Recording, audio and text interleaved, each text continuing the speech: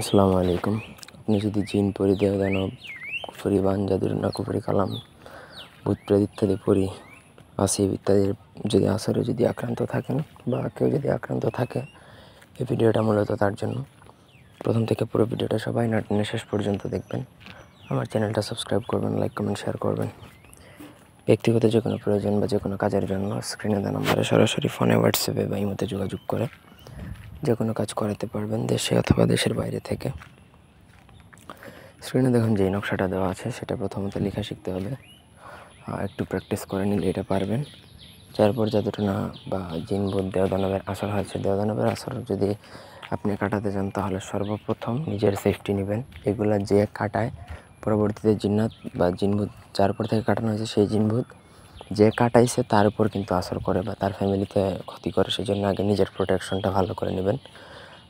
শরীরবন্ধের protection যেগুলো আমাদের দেওয়া আছে সেগুলো বা কারো থেকে ভালো মতো প্রোটেকশন নিয়ে তারপরে এই কাজে লাগবেন। নকশাটা লিখবেন হচ্ছে ভোজ পাতার মধ্যে অরিজিনাল জাফরান কালি দ্বারা।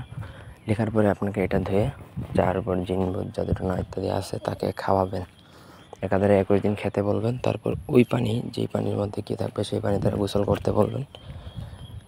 মানে 21 দিন খাবে, 21 দিন গোসল করবে এবং 7টা নকশা দেবেন। প্রত্যেকদিন একটা নকশা শরীর, পুরো শরীর মুছবেন মাথা থেকে পা পর্যন্ত। মুছে সেই নকশাটা পুড়িয়ে দেবেন। এইভাবে 7 দিন পোড়াবেন। যত বড় জিন, ভূত, জাদুটনা, বান, কুফরি, কালাম, দেবদানব আসরের থাকুক না কেন সেটা শতভাগ নিশ্চিত থাকেন যে কেটে যাবে।